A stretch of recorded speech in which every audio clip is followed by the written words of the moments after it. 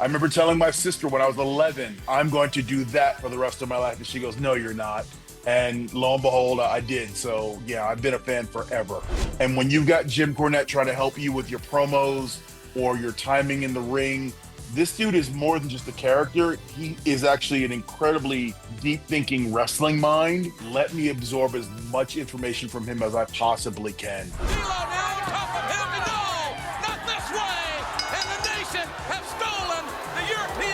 The company believing you enough to put this title on you, this is our opportunity to show the office what we are. The European title became like the mid-card world title. The Nation, it turns into such an iconic stable. If you got in the way of what the Nation wanted, we came after you. The evolution of Rocky was one that was cool to have a front row seat to, because if someone says they saw what Rock was going to become, they're lying to you.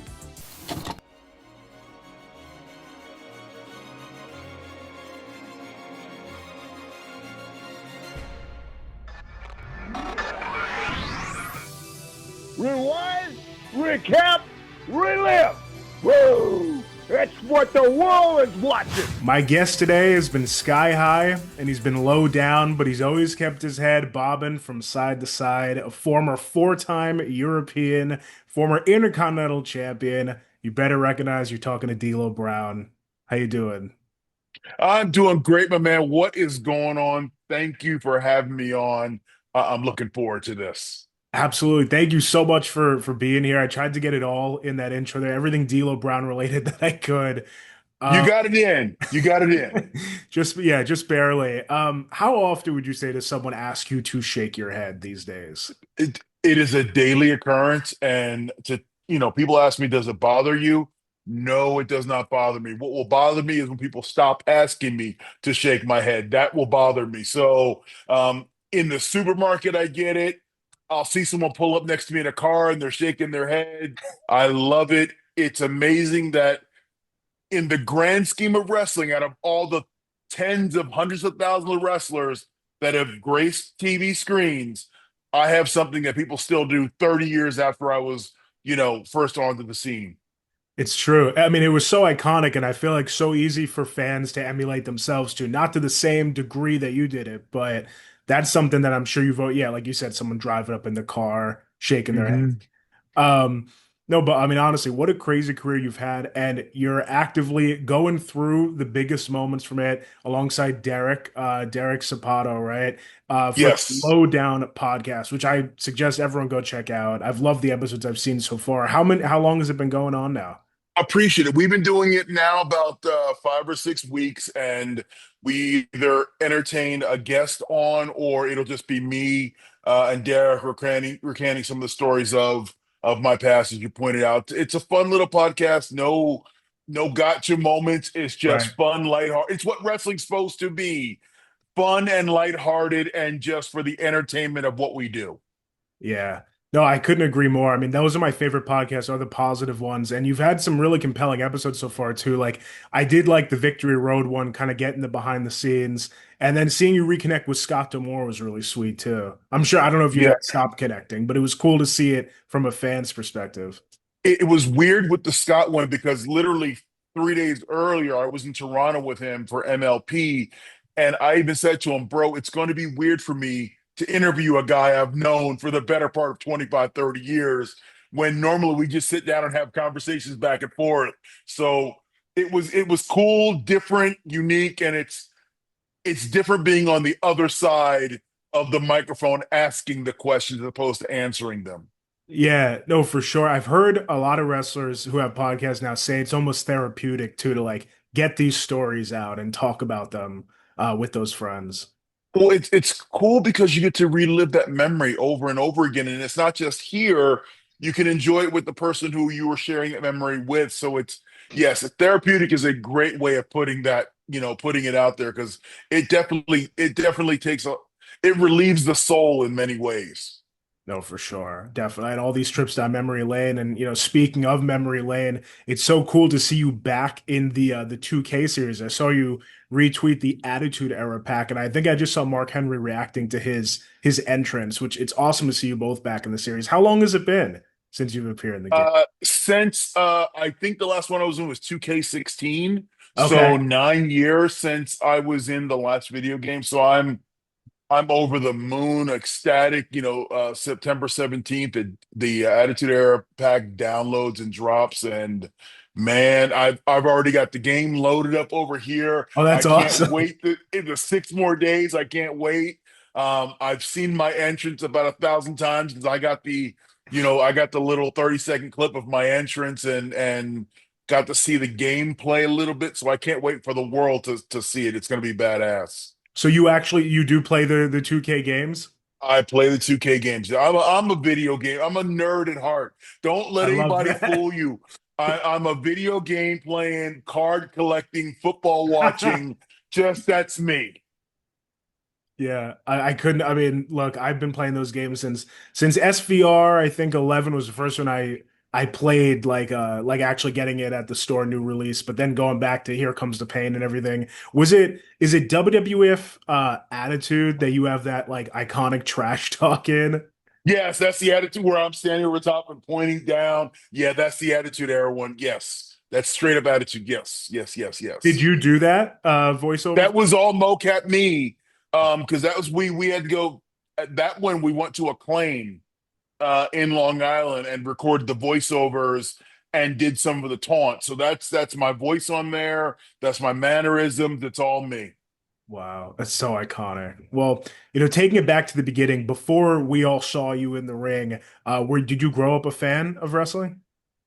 The biggest fan in the world. I mean, I loved from the time I was 9 years old everything about pro wrestling. I stumbled on it accidentally one day sitting in.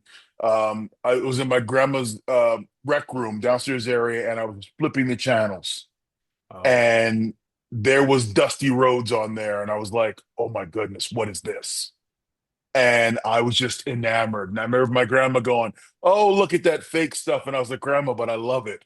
And just since I was 9 years old, this is all I've wanted to do. I remember telling my sister when I was 11, I was like, "I'm going to do that for the rest of my life." And she goes, "No, you're not." And lo and behold, I did. So yeah, I've been a fan forever. Yeah. What age do you actually, so 11 is when you said you were going to do it, but when do you actually get into like training and everything like that and making the dream a reality? So it's twofold because, like we all do, we go through our backyard phase where we roll around in high school, we jump off mats, and then I amateur wrestled. So when amateur wrestling was over, a friend of mine, by the name of Tom Carter, he wrestled as well. His name was Reckless Youth. Okay. Um, he and I used to roll around the back gym and just have matches. So that was at like 15, 16, 17. Then I went away to college. And then when I came back home, then about 22, 23 is when I really started getting deeper into let's trying to pursue this for real. Yeah. What I thought is so cool that I heard you say is so someone you eventually share the ring with and share the nation with is Ron Simmons, for real. Yes. And you were there when he won the world title, right? I was in Baltimore, Maryland. That he won the WCW World Heavyweight Championship, beating Vader, and like everyone in that building, I jumped and screamed because Ron was one of those guys that I idolized. Yeah. Um, Growing up, seeing him come through out of Florida State and first get onto the worldwide scene there with Florida Championship Wrestling and Worldwide Championship Wrestling. So to see him then win the world title, and then several years later be standing in that same building in the ring next to him. It's a surreal moment that I'll never forget, and I'll tell the story as many times as I can because it's just that cool. Has Ron heard the story? I've told Ron the story 100 times, and as it goes, at night we were in Baltimore doing TV. He's cutting a promo, and I'm looking around. And he goes, "What are you doing?" I go, "Wait a minute." And he's, "What are you doing?" I go, "Right there." And he goes, "Right where?" I was like, "Right there is where I was sitting when you won the world title." And you see him look at me. And then fast forward, we go to the back, and Ron grabs by the shoulder. I think I'm in trouble, And he goes, "Don't you ever do that to me again." I go, "Do what?" He goes, "Almost make me cry on national TV." And that's when he gave me the biggest hug in the world. And it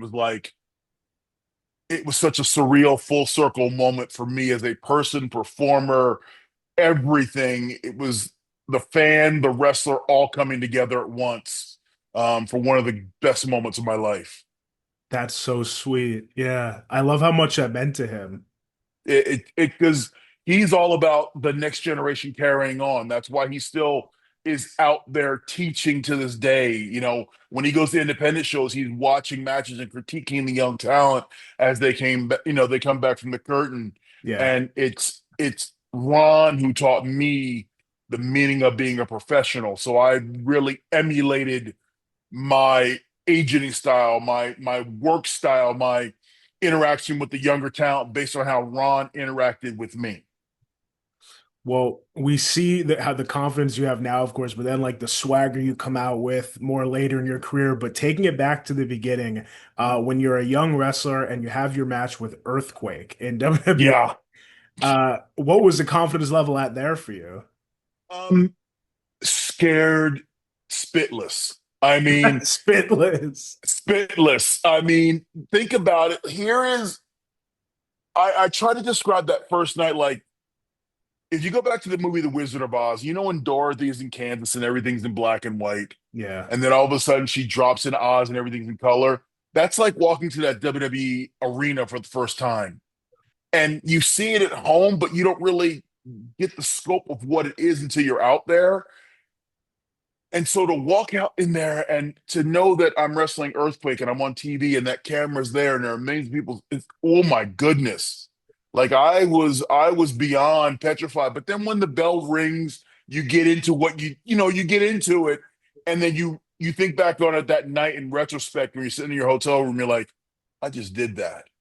I Yeah. just went out there and did that. So yeah, you get scared, but then you become, for me, I became quite comfortable being uncomfortable. So I embraced being out there in front of the people.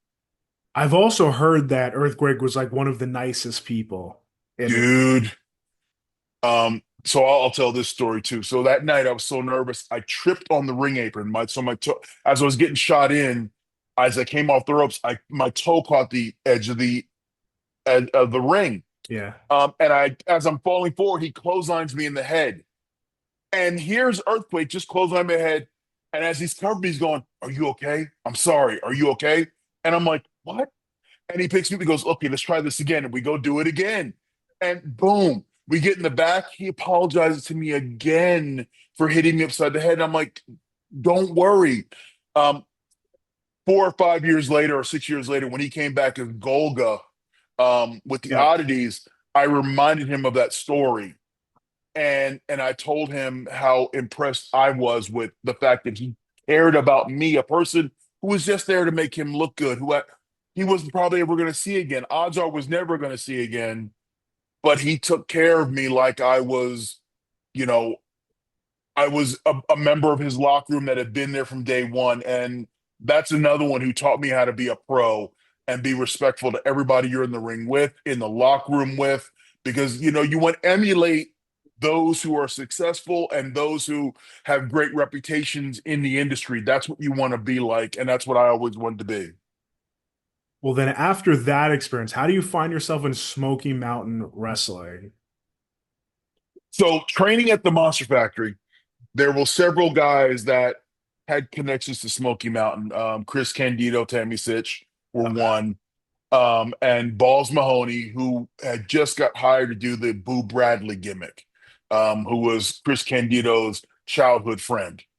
Okay. So when he had come back from his first set of TVs, he came in the training that week and was like, "Hey, I got to go back to Tennessee in 2 weeks. Anyone want to drive me down there?" Full disclosure, Balls didn't have a driver's license. So Okay. he needed a car back down to get to his job. So before he could even finish saying, "Has anyone got a car?" I raised, I'll take you. Yeah. And in exchange for driving him down, Cornette promised to give whoever drove him down a dark match. Wow. Oh, that's a So good that deal, had right? it Yeah. was a great deal. So I get there now. The way they had described me to Jim Cornette was I was Ernie Ladd, like big cat like. Yeah. Ernie Ladd is 6'8". I'm 6'2". Ernie Ladd is long and skinny. At the time, I'm close to 400 pounds. I am nothing like Ernie Ladd. So thankfully, Cornette looked past the opening remarks of what I was and allowed me to go have my 8 minutes. And from those 8 minutes, I got hired and became part of the Gangsters. So I started out the night as AC Connor Mm. in a dark match, and in the main event, I was D'Lo Brown with the Gangsters. That's crazy. How did he come up with the name D'Lo Brown, or did you? D'Lo was my name. I came up with D'Lo, Okay. and Brown he just threw in there because it rolled well together. Because he Got it. liked downtown D'Lo Brown. Oh, okay, the rhymes. Yeah, I get that. Yes. Well, it's safe to say, Jim Cornette is at the very least a polarizing figure Yeah. in the wrestling world, but such a brilliant mind, obviously. What was it like early on, like interacting with a young Jim Cornette? Still both young in both your careers. Um, Crazy because once again, growing up watching wrestling, Cornette was out there always, with the Midnight Express or the Rock and Roll Express. He was always a focal point of everything. I mean, he was a appointment viewing on TBS on Saturday night. So then to be with him and to realize this dude is more than just a character, he is actually an incredibly deep thinking wrestling mind. Then it was, let me absorb as much information from him as I possibly can. And when you've got Jim Cornette trying to help you with your promos or your timing in the ring, or he trusts you enough to actually physically get in the ring with you, um, man, like that had such an influence on the rest of my career. Yeah, I mean, and in that same first night, you're with the Gangsters, who, of course, New Yeah. Jack and Mustafa. New Jack was a guest on this show around like 2020, and I loved every minute of it. Another definitely, polarizing in wrestling, but what a legacy. What was it like with New Jack? Maybe what the fans didn't see, because we hear a lot about him, but what was New Jack like, in between the matches, maybe? So I'll put the character of New Jack over here in a silo, and I'll talk about the man Jerome Young, and that's who I got to know. And Jack was the dude who, if he loved you and he brought you into his circle, he would give you the shirt off his back, and if you didn't take it, he'd knock you out. And when you woke up, the shirt would be on you. Like that was the kind of guy he was, and he would go to bat for those he loved. One of the most intelligent, thoughtful guys I've ever been around outside the ring. Now, when we got into the building, that's when New Jack showed up, and that's when he went into a different character in a different place. And both are equally compelling individuals, but I tend to gravitate to Jerome Young because that's the guy in the 3.5 hour car rides from Right. Knoxville to Atlanta, or up to Lexington. That's the dude I got to know, and really just listening to him. Some of the things he would say, some of the things he would say in the car would pale in comparison to some of the things he said on TV. Is there a favorite promo that you were able to see? Maybe one of the ones we saw on TV that New Jack did, The greatest one that stands out is the OJ Simpson promo. right? The fact that he's in Tennessee, in the South, and he utters, I want to give a shout out to OJ, two less to worry about. In a time Amazing. when you can't even say that now, go back to, 94, 90, and saying that then. So Yeah. he was fearless. I tell everybody, Jack was such a strong heel. It didn't matter who walked through the curtain. The devil himself could have come through the curtain and the crowd would have popped because that's how good of a heel Jack was. There is a match that I feel most wrestling fans would fail trivia at saying happened, and it's in Smoky Mountain. It's the Gangsters, you, Mustafa, New Jack against Tracy Smothers and the Undertaker. Mm-hmm. Uh, Yes. Sounds crazy. Do you have any memories of that match? As like it was yesterday. Wow. That was a moment that all three of us we were geeked the fact that Cornette felt that we were worthy to be in the ring with arguably one of the top stars of the time and in the history of the business. That we could be in the ring with him, that we were such a good enough draw that we could be there. And then to meet Taker for the first time and have those conversations with him and watch him and listen to him put a match together and hear his psychology on his character compared to everyone else's. Um, yeah. I Johnson City, Tennessee was rocking. Um, and I remember just being there and that night after the match, Taker telling me that he thought I had what it took to go to the next level. And that was the first time I had really thought about maybe I can make it farther up the chain. That is so cool early on. You're getting all these like wonderful interactions, it seems. I'm sure there's other ones, but like these interactions seem to stand out. You have Earthquake, you have Undertaker, Jim Hmm. Cornette, right? Yes. Jack. I feel like it's crazy though to think that New Jack and Undertaker were in the same ring. Because is that the only time that happened? That Probably. was the only time it happened. But we had two shows. I think the next one was Pikeville, Kentucky. Okay. Um, but we had two matches, and it was the only time that the Gangsters and Taker interacted in a match. Wow. Were you there when the Gangsters left for ECW? Were you still in Smoky Mountain? Yeah, I was still in Smoky Mountain. I'd stayed behind because Paulie only wanted the twosome, and at that point we like all right, we had a great run. You guys go on up to Philly, which I wanted to go because full disclosure, I'm from New Jersey, so Okay. I grew up going to the 2300 arena Yeah. for ECW, for TWA, for Extreme Eastern Championship Wrestling, then Eastern Extreme Championship Wrestling. So I grew up there, but when he just wanted the twosome, I was like, okay, great. Now it's time for me to step out and forge my own path.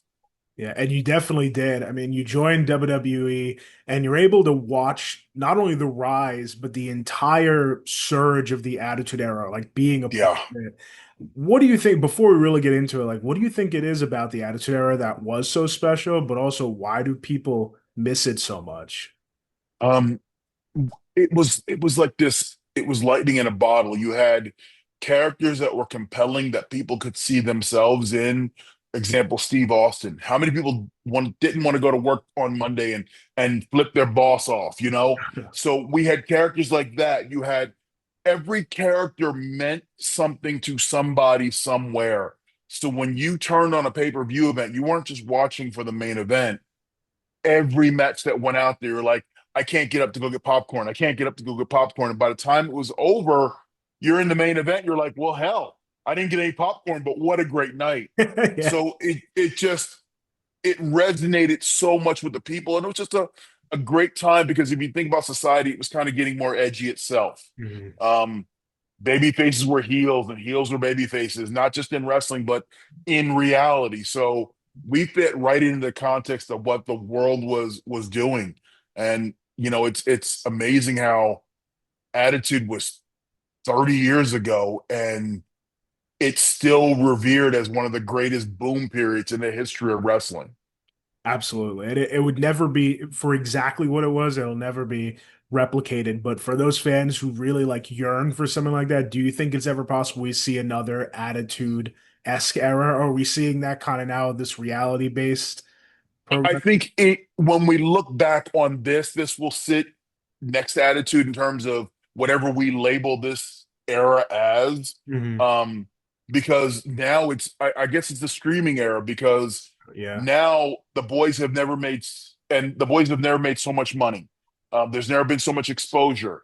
The fans have never been given so much content to devour as they see fit with the 19 wrestling companies that are on TV right now. So um, this era will go down for accessibility of the business, where we have those backstage shows where, the unreels where they're showing you behind the scenes and the number of podcasts with the boys on like me who are willing to talk about the other side of the curtain. Yeah. This is definitely the streaming accessibility era, and it's amazing in terms of the talent have never been more athletic and the fans have never had more access. and these two things they merge well together. I like that. The accessibility era. Yeah, it's true. And I've heard people say like reality too, like it all goes together. Um, I mentioned so you definitely idolized Ron Simmons, like you said. How does it actually come about that you joined the Nation alongside him? So I was down in Puerto Rico doing some tours for Carlos Colon and WWC, World Wrestling Council. And I had come home for Christmas break. You know, you get a little couple days off. So I flew home. And back then, we didn't have all our cell phones. You still had Rolodexes. So I had phone numbers in my Rolodex. Kids, it's a rotating cylinder with paper in it that you write phone numbers on. Google it. Oh, Um, okay. Okay. yeah, yeah. So I had gone through my Rolodex and I'm like, let me give calls to people who I've been out of touch with. And one of the names is like, let me call Cornette. I haven't talked to him in 9 months. So I call him up and I go, hey Jimmy. He goes, Dino, where have you been? And I go, I've been down to Puerto Rico. He goes, oh, it makes sense. I've been looking for you. Really? Yeah. He goes, hold on, I'll call you back. And he hangs up on me. And I look at my girlfriend at the time. I said, Jimmy just hung up on me. I don't know what's going on. Like 5 minutes later, he calls me back, goes, can you be in New York on Saturday? And it's like Wednesday. And he Wow. goes, can you be in New York on Saturday? I go, yeah, I can be there. He goes, all right, WWF Travel will call you. And he goes, do you have a suit? And I go, yes, I do. He goes, all right, I'll see you on Saturday. He hangs up. I look at my girlfriend and go, I need to go get a suit because I didn't have one. Uh, Travel called me and they arranged it, and that was for the first Shotgun Saturday night. And I had no clue why I was going there, other than Jimmy told me to be there. And when I got there, then it was discussed about being in the background of the Nation because if you remember the old Nation, there was Clarence Mason and a bunch of other guys wearing suits. hmm Those were all Clarence Mason's fraternity brothers, and none of them were trained wrestlers. That's So crazy. yeah, so you've got this group getting heat on these superstars, and the superstars can't get anything back because none of these guys are trained performers. Yeah. So they needed a bump guy to come in so the baby faces could get even with the Nation without getting a hold of Ron Simmons or Salvio or Crush at the time. Right. And that's how it started. I was the guy who just came in to get beat up one night, and I took the pro plunge on the hood of a Lincoln, and Vince McMahon loved the bump. And so he's like, we need to do something else. And then it was next week I got brought back, and next week I got brought back. And it was about 2 months later, I got signed to a contract off of that initial one-off, go get dropped on a car. And it's funny because it's almost like your own destiny. Like I heard you say that was your idea, getting dropped in It the. was my idea to do the bump because it was Yeah. just, he was just going to slam me on the hood or something like that. And being a backyarder, I was like, let's just do your finish on the roof. And he's like, what? And I think Dr. Tom was the agent, Don Pritchard. And he goes, you can do that? I'm like, yeah, no problem. I had taken bumps on cars 100 times in backyard. So that to me was nothing. And then we did the pro plunge on the hood of the car or the roof of the car. And as I was walking back to go back up to the locker room, Vince stopped me because you had to walk past where he was sitting. And he goes, watch this. And it's the bump. He's waited for me to go through commercial break. And we sit there and watch my bump together. And he goes, that was awesome. And right there, I impressed the dude who's the decision maker. And from that one-off bump, I kept getting brought back and kept getting brought back until finally I was put under contract. It's funny because the Nation, it turns into such an iconic stable. I mean, when you think Attitude Era, you think Nation Domination, everything with The Rock. Mm-hmm. I had Godfather on a while ago, and he said that if the Nation was in wrestling today, that they'd actually probably be faces. Do Yeah, without a doubt, you ever the think about nation would that?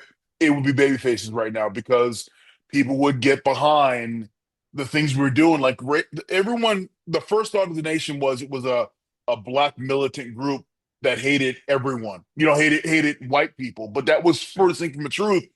We were equal opportunity haters. We hated white people, black people, green people. It didn't matter.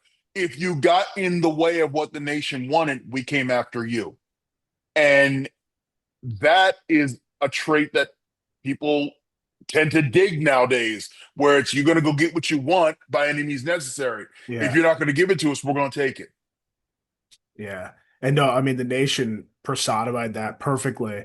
Um, People talk about your singles theme a lot, but the Nation of Domination song is, in my opinion, just as remembered, like almost even more than Nation song. Do you remember when that was created for the group? That was created before I got there, so they had Oh, okay. had that, and the original version had JCX and Wolfie D doing the lyrics to it. But then when they got removed, it went to just an instrumental "We Are the Nation," and then the heavy drums and bass. And yeah, I mean, it's one of those things where if you play that song, people still know it today, Yeah. and it rings, and it had a strong beat to it, that rhythmic drum pounding, and it just the way we walk to the ring is like these badass dudes going to just going into battle. Yeah, no, it was badass for sure. So many pieces of that group were a beloved former guest on the show is Mark Henry. Hmm. So I mean, he's just such a genuine person, always a pleasure. I know he joined the Nation later on, but do you remember hearing like, oh, we're gonna have the world's strongest man join? Did you already have a relationship with Mark before he joined the group? No, because at that time Mark had gone away to uh Calgary to go train with the Hearts, Oh, and the first time I heard of it was literally that day. Now, I can't speak for Ron. I'm pretty sure Ron knew a little more ahead of me. But the first time I heard of it was the day Mark joined and was like, Mark's coming back. And similar to what the Nation did for Rocky, we're going to give Mark a platform to learn as well. And that was cool because there was a dude my age, yeah, just like Rocky. There was a dude my age, or I had another running buddy, yeah. and from Mark joining, I mean, he and I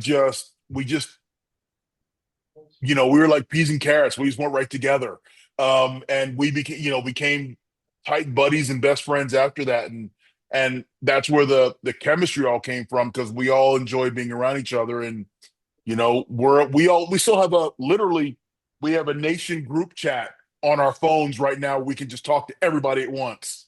Like right now, I can text the entire nation and go, "What's up?" That is incredible.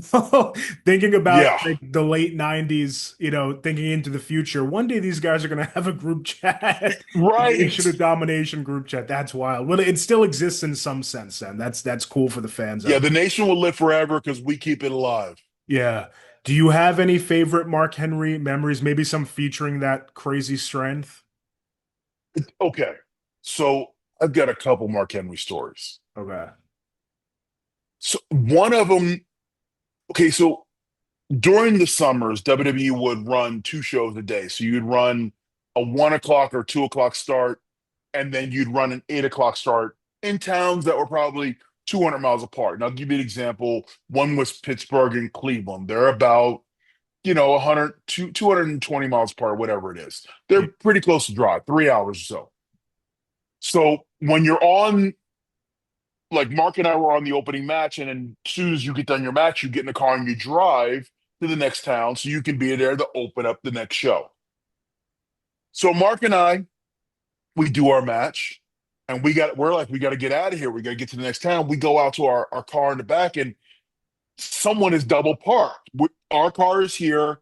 There's a car here. There's a car here. And the attendant doesn't know whose car it is, doesn't have the keys. And I'm like, man, we're going to be late. And Mark goes, hold on. And Mark literally goes to the front bumper of this thing, puts his hands underneath, squats, and lifts the front of this car, moves it about 4 feet, and goes, all right, we can drive out now. And he opens up the car so I can drive our car out. That is That's how strong inhuman. Mark Henry is. And he, That's he does that, he crazy. does that with not even thinking about it. Yeah. Just gonna move the car. I'm just gonna move the car. You can't move it, I'll move it for you. That's Mark Henry. That Mark doesn't realize how strong he is, and I think Mark is the strongest thing I've ever seen on this planet. Yeah. Mark, the scary thing is Mark has no clue. He knows how strong he is, but doesn't know how strong he is Yeah. because he's stronger than he thinks. And you don't ever want to see mad Mark Henry because that's when that primal strength comes out, and that's scary. Yeah. And he still got it too. I just saw him like twist a spoon on some Yeah, talk show. that was it. Okay, here's another one. When Mark and I first got together, Mark wouldn't sign autographs. He used to carry rebar with him, and if rebar is the stuff that they put in buildings or put in streets to hold to wrap the concrete around. Yeah. So Mark would take these, 2-foot slabs of rebar, and when someone asked for an autograph, he'd reach in his bag, pull one out, and bow tie it and go, "There you go, best from the world's strongest." And that was his autograph. Was a bow tied piece of rebar. Yeah. I'm thinking about the fans that have that to this day, and like I don't know, they're with somebody and they're like, "What is that piece of rebar over there?" It's like, oh, Yeah, and they're going, "Well, Mark Henry did that." that is Yeah, so that's that. cool. Mark is by far the strongest creature on this planet, and I say that with all the love in the world. Yeah, that's so cool, man. Well, I can't not ask about The Rock and the time you spent with him in the Nation. I mean, you really got to see him become what we now know as the final boss, but like see all that evolution. Do you have much like the New Jack question? Do you have a favorite Rock promo that you got to see, or maybe one he was practicing backstage when he was kind of gaining all that charisma? Here is the okay. So we all know Rock says "Know your role," Yeah, but that came from Ron Simmons. That's stuff he would say in the car. And then the first time he ever said "Know your role" in front of the camera, he came back and Ron goes, "Oh, I see what you're doing. Oh, I got you now." But the evolution of Rocky was one that was cool to have a front row seat to, because if someone says they saw what Rock was going to become, yeah, they're lying to you. Um, no one could have seen him becoming the global phenomenon, the largest movie star on the planet, one of the greatest wrestlers that, talent wise, the industry had ever seen. What I got to see is the person who would work hard every day trying to refine. He and I would be in the car and you could see him. He'd hear something on the radio and he'd write it down, and that would be maybe a catchphrase he'd use or a line he'd use in a promo. Mhm. Um, Watching him in the hotel rooms when he would mess with his mannerisms with his face and learning how to do the eyebrow and throwing that up, and going over to the accidental creation of the people's elbow. I mean, those were all front row seats that I got to enjoy and love. I didn't realize it was created by accident. Yes. So I don't remember the town, but Rocky slammed someone down and he hit the ropes to his left, which makes you come off and with a left-handed elbow. Rocky can't drop an elbow to his left. So when he came off, he looked and then kept running, and that's when he dropped the right elbow. And that was the first time he had done, we didn't have a name for it. We just called it a hitch because he did that kooky leg kick. Yeah, And then he and I are sitting down and it's like, what should we call it? What should we call it? And he came up with the term people's elbow. And then it was on Raw one night when I was doing color commentating with Jim Ross and the King that I interrupted JR and go, "Rock's got a present for the people. He's got something he wants to give back to the people." And I named the people's elbow live on Raw. wow. And like, was that discussed beforehand, that name? With Rocky and I, but no one else. Oh, okay, with no one else. Okay, wow. Yeah. Rocky came up with, okay, let's call it people's elbow. And then we figured at a point where I could get it on TV. And from that point, it was the people's elbow. Genius. These accidental moments in wrestling, like, will never stop shocking me. There's so many. You will not realize how many accidental moments become iconic. And you don't hear about them until 20 years later, Yeah. how they came up accidentally and then they just stuck. And the people's elbow was a product of an accident that became, weirdly enough, one of the best finishes wrestling has ever seen.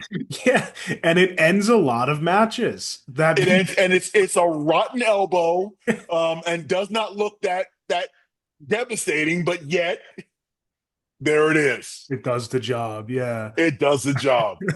How did Owen Hart come about to join the Nation later on too? Owen Hart, that was a product of, I think Vince just wanted to make people mad. And it was let's put Owen in there because he was the black heart at the time, Mm, and let's throw him in with the Nation just to get people talking. And for us in the Nation, we embraced it because we're like, Owen, that's like Owen's everybody.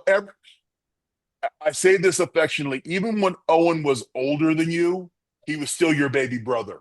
oh, yeah. So so when we got the opportunity to have Owen standing next to us, brother, we couldn't run fast enough to the yes, check this box, yes, let's go, let's go, let's go. Owen is with us, let's do this. Yeah, and it led to so many iconic moments too. So it added like that comedy. I feel that the Nation not needed, but used well. You know. It gave us a different persona and personality, and Mhm. it created a whole new dynamic that it it showed the Nation in a different light to the people. Yeah. And that's, I think, really where we started to become revered and loved instead of hated and feared, Mhm. is when Owen kind of humanized the Nation. Well said. Yeah, definitely he did. Okay. I asked a little at the beginning, how does the head bobble come to be though? Okay, so back in 1997, this was the beginning of DVD players and DVDs. So, we used to carry around, like you would carry around CDs. Mhm. You'd carry around your favorite CDs for whatever music. We would carry around DVDs for those long car rides or airplanes. Well, in my go-to DVDs was a movie called Friday. Um, and there's a famous scene where a guy comes up and asks Debo for his bike back. And Debo goes, "All right, come here." And he uppercuts him and knocks him out. And Chris Tucker gets over top of the dude, Red, I think his name was, and gets over top and goes, "You just got knocked F out." And so it's an iconic moment. So I'm sitting there watching it with Rocky on some Sunday before a house show and after a house show. And I knew the next night on Raw, he was wrestling Ken Shamrock. So we were sitting there watching, not thinking anything of it. So we fast forward to the next night, and there's a spot in there where Ken Shamrock's going to get closed on over the top rope. We're going to go to commercial break. And I can hear from the side, I can hear Jim Ross going, "Oh my God, Ken Shamrock's going, we'll be right back." And as he's saying this, I'm like, in my mind, I'm like, okay, I know the camera, I know where the camera's going to be at. So I run up to Ken Shamrock and go, "You just got knocked the F out." And I did it without thinking about it. I did the Chris Tucker. And the first thing that went through my mind was, oh my God, I just dropped an F bomb on national TV. I'm going to get fined. Oh God. And that's all I could think about through the commercial break and the remaining, whatever 7, 8 minutes of the match. Yeah. I'm like, I'm going to get fined. I'm going to get fined. And as I go up through the curtain, there's two looks you can get from Vince when you walk through the curtain. He's either looks up and he goes, or he looks up and goes, "You don't want the second one. You don't want it." It's like literally getting summoned to the principal's office. Oh. So I walk back up to the curtain, and in my mind, I'm like, I'm going to get fined. Oh my goodness, it's like $10,000. I dropped an F bomb. And I walk through the curtain, and Vince he goes, "Rocky, good. D'Lo." Oh, golly, darn it. Yeah, yeah, yes, sir. Yes, sir. D'Lo, the thing you did with your head, keep doing it. There's nothing more. So I run out, and my first thought was, I'm not getting fined. I'm not getting fined. You're like shaking your head. And Yeah. I'm going, yeah. And as I run and as I'm walking back to the locker room, I was like, wait a minute. I did something that piqued his curiosity. Mhm. Very similar to the first bump that I take. And Right. I did something that piqued his curiosity. So when that settled in, I was like, okay, so the next time I was on TV, I turned the volume up on it, and that's when the head shake and the strut started coming out. And I just turned the volume up on it, like, okay, I'll keep going till he tells me to back off. He never told me to back off, and that's how the head shake came to fruition. Did you ever get to tell Chris Tucker or meet Chris Tucker? I have met Chris Tucker and I thanked him and I say, bro, I owe you royalties because your little Bob like that has given me a life that'll last forever. That is awesome. As a big Rush Hour enthusiast and other Chris Tucker movies, that's cool. That's really cool. Is there a favorite head bobble, or are they all just kind of like, They all blend together. Whenever I would sit over top of somebody and say, point to them and go, you suck, and I'd shake my head. yeah? That's kind of like the most iconic head shake moment, other than standing in the corner and just pounding my chest like King Kong and shaking my head.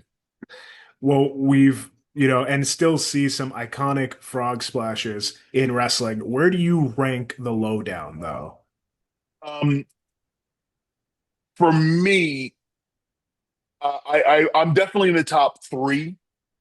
Okay. Um, top three, top four. It's Eddie, RVD, Art Bar, myself, and I got Art. My version of the frog splash from Art Bar.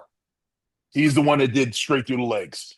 And here's the thing: is people have argued you got the best. You got. I don't even care. Out of all the wrestlers who ever came up the top rope with a splash, out of all the tens of thousands of wrestlers who have been on TV in the last 80 years of televised wrestling, whatever it is, if you're in the top three of anything, Yeah, that's pretty damn good. definitely. So I don't care if I'm first, second, third, as long as I'm in that conversation, I'm happy. You're doing your job. Yeah. I mean, I'm doing my job. I did my job and I did it well. yes, absolutely. The lowdown is great too. I mean, it's so good. Right through the legs. I didn't realize that it was from Art Bar, but Yeah, it's it was cool. when Art Bar and Eddie were in a tag team called Los Gringos Locos Okay. down in world class. They both had the frog splash. Eddie did the gainer version and Art Bar did the froggy version. And I love just the uniqueness of Art Bars. And I was like, if I ever get into wrestling, that's gonna be my finisher. Yeah. This next move is not yours, but I heard when I spoke to the headbangers that it was practiced on you a lot when they were really getting the kinks out of it, the stage dive. Is that Yes, true? indeed. Do you have It good is memories of that? absolutely, absolutely 1000% true. When we were at the Monster Factory, out of all the guys there, um, we were very similar in age. Glenn and Chaz are my trainers, Okay. but we're all similar in age.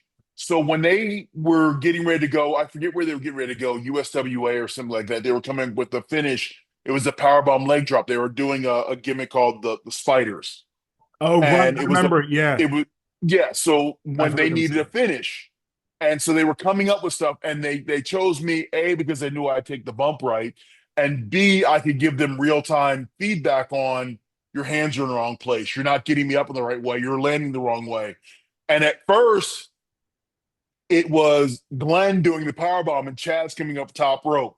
Well, Chaz couldn't land the leg drop 1,000 times out of 1,000 and he sat on my shoulder, my face, my chest, which is not nice. No. So then we switched it to Chaz doing the power bomb and Glenn coming off, and Glenn could land the power bomb, or he could land the leg drop 100 out of 100. So that they perfected it on me in Clemson, New Jersey, in the Monster Factory, and they won on the win championships with that move and made it famous with stage dive as the headbanger. So Oh, uh, man. it's weird. I've got these Forrest Gump moments where I'm connected to other parts of wrestling that no one would ever know unless you tell the story.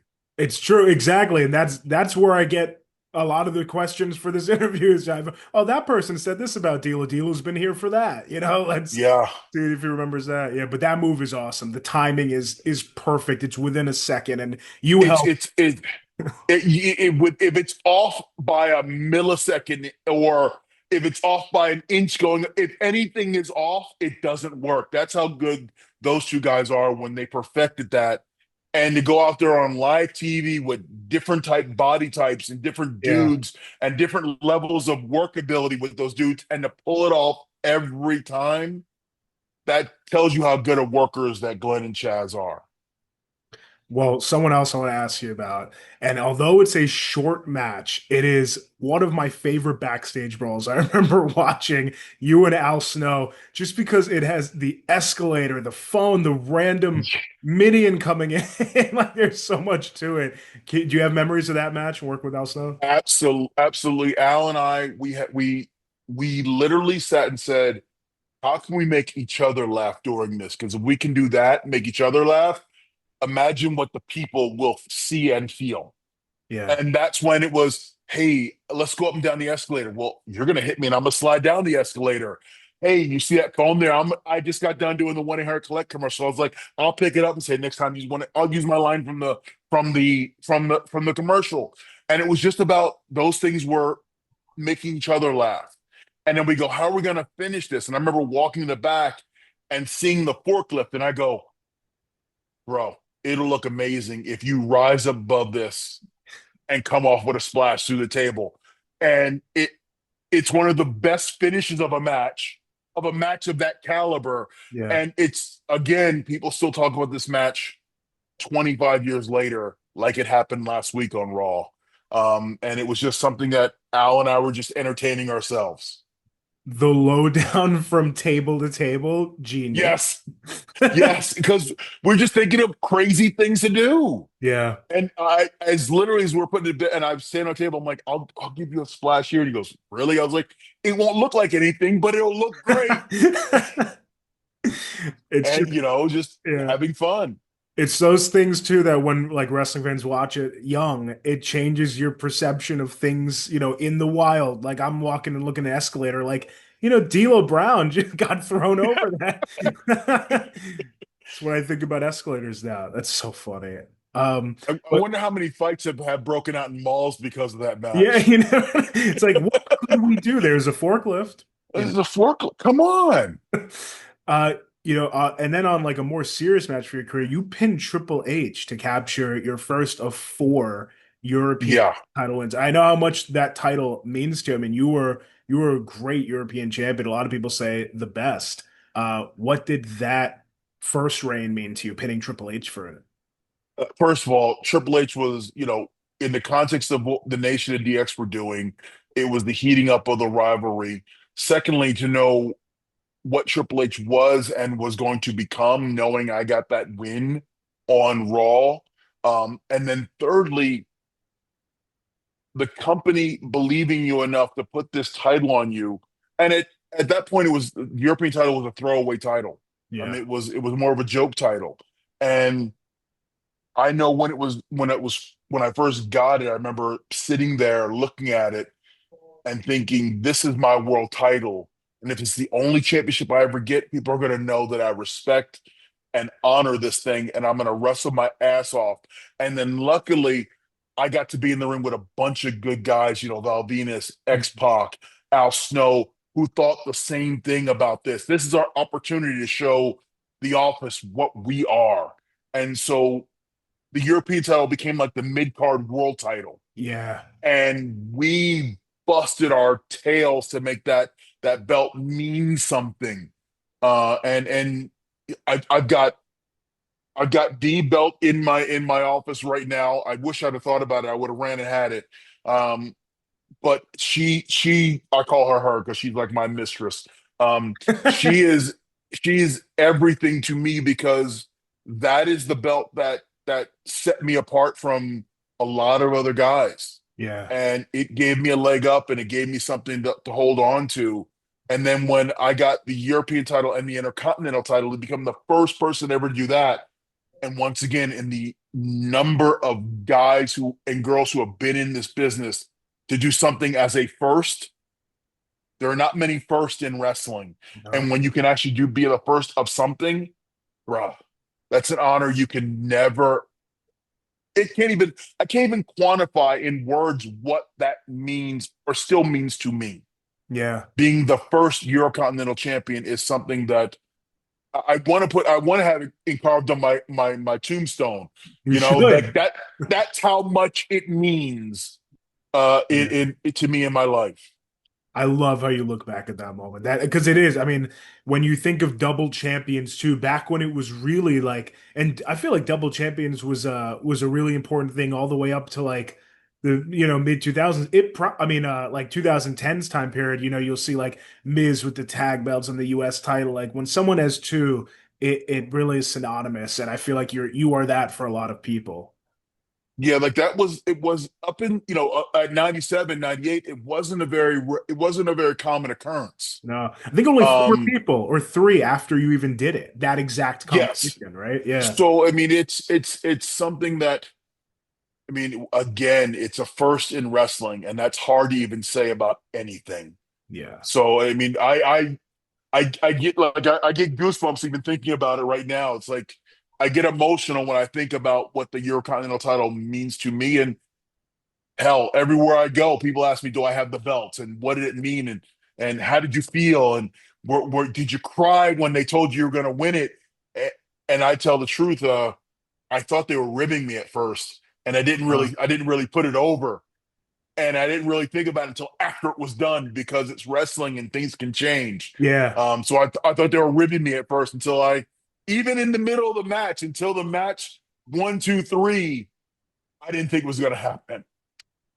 And from the backyarder to Eurocontinental Yeah, Champion, that's really absolutely. full circle. Backyard to, you know, people knowing me in the middle of a supermarket somewhere. That's pretty Yeah. awesome. Shaking their head at you at a red light. Shaking their head at me. That's pretty damn awesome. Well, someone who you traded the title back, you mentioned him, X-Pac. What do you Yeah. think it was that made those matches so special between you two and so crisp? Like you guys had amazing chemistry. And that's the word right there. We chemistry. He and I could have a 5-star match in a phone booth. There are certain people that you just have that thing with, Yeah. and X was my guy. Like that was my dude. We could not talk about anything and go out there and have a killer match. Everything could be going wrong, but no one would know because the match was still good. Like it was just that's my kindred spirit in the ring. And it was crazy because everybody else I was smaller than. So I was allowed to be the big guy and Pac was allowed to be the small guy. Yeah. Where everywhere else, I'm the small guy because everyone else is 6'6". So it allowed me to be the base and allowed me to allow him to do him moving around and being the fast dude. So it just worked out that we had just great chemistry together. Our timing was, really good. And we liked each other as people and wanted to help each other in the ring look as good as possible. Somebody else like that as we start to wind it down. I don't want to take up too much of your time, but your TNA run after WWE, the one immediately after, is not talked about enough. And someone Hmm. who reminds me of X-Pac, what you're talking about now, is AJ Styles, who Yes. you face in TNA. You have a crazy ladder match with him. You guys take some vicious bumps of that match. Do you remember Yeah. that one? Oh, absolutely. I remember AJ and I were like, let's just leave it all out there. Because I had just come off TV and I was like, you know what? I'm here to help you grow as a young talent. So I want to do whatever I can to make you look good. And he just, the exact same back was, whatever I need to do to make you look good. Let's just go have fun. And we're putting it together. It's what can we do off this ladder with this ladder that will make people remember this match. It's just not going to be a regular throwaway ladder match. It's going to be something people will remember. Yeah. What can we do? And that's how the thought process started. And that's when it came to the frog splash off the ladder to the table, on the floor. It was just building stuff where we could go, this is going to be something people are going to remember. Yeah, and it definitely was. I mean, and that I think you're going to have a steel cage with him. It was cool to see Hmm. that AJ Styles rivalry early on. One of my other favorite people still in TNA history is Abyss. And Yeah. he announced retirement, I think about 2 months ago now too. Do you have memories of working with a young Abyss? Yeah, because Abyss never, as a character, got the credit or due he deserved. Um, he was this. First of all, if you take the character, he's this larger than life individual with this crazy hair and this mask. And I think he got unfairly compared to Kane at the time because he's wearing a very similar mask, similar hair. But Chris, as an individual, is one of the most thought-provoking, introspective people I've ever been around, and he just has a knack for wrestling psychology that's amazing. I mean, even to this day, he's still making a living off of it. He's a backstage agent for WWE at the time, and he's teaching his craft to the next generation.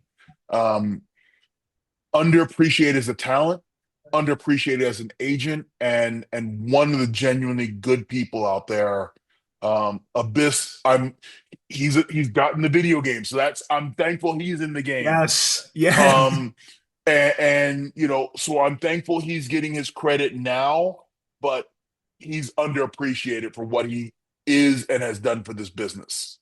Yeah, I love to hear you say that. And yeah, full circle back to gaming, like seeing Abyss and New Jack make it into the series. Yes. Two guys who never wrestled in the WWE ring are focal points in this year's video game, and that's pretty badass. And to get those theme songs, I don't know if you create characters or anything, but very useful. I will create characters. I use my moveset all the time in different people. So yes. Perfect. Are you still involved with TNA? I'm not involved with TNA. I currently do stuff for Rocky Mountain Pro Wrestling. I do a lot of like helping younger talent. I do stuff with Rocky Mountain Pro Wrestling. I do stuff with 3PW in Corona, California. And I try to help as many people as I can in terms of critiquing matches or giving them just feedback on how to become a better talent and a better professional. So that's kind of I try to give back to the business as much as I can now. Yeah. Also involved with Maple Leaf Pro Wrestling, Scott Demore's group out of Toronto. These are the ways I like giving back and helping the industry now. Yeah, I mean, you're doing a great job, and I know those rising stars love hearing the advice from you that you've learned from some of the greats in the industry. But I just want to say thank you so much for your time. I've really enjoyed this conversation.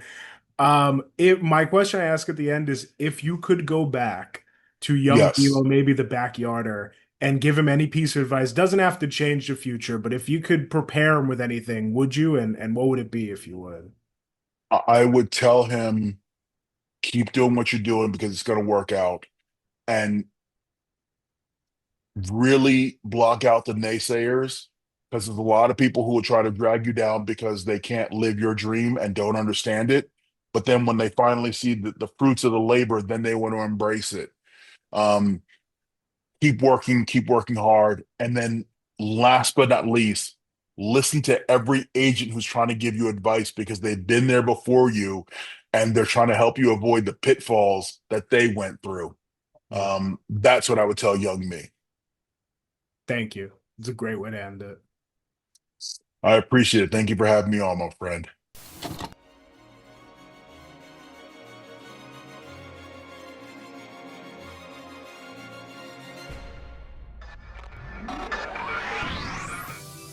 Rewind, recap, relive.